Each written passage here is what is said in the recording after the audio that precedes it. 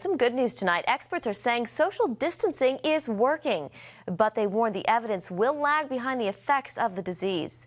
CBN national security correspondent Eric Phillips with more on that.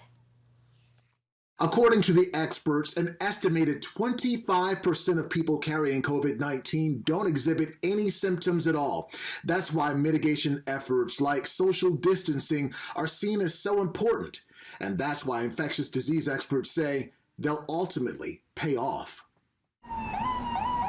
The numbers are staggering. 1,700 new cases in the U.S. in the last day, for a nationwide total of some 216,000 cases of COVID-19. Add to that a reported 1,000 coronavirus deaths nationwide in just one day. Still, the nation's top health officials insist things are getting better. In the next several days to a week or so, we're going to continue to see things go up. We cannot be discouraged by that because the mitigation is actually working and will work.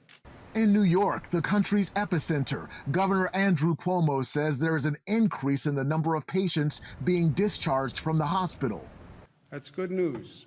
Number of people going to the hospital is going up. Number of people coming out of the hospital is going up.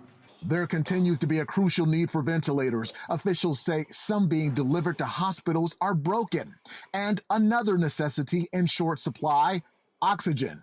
Problem with oxygen at this point with the COVID-19 pandemic is that instead of having 20 patients in an ICU, hospitals now have 300 patients all on ventilators that are consuming oxygen 24/7.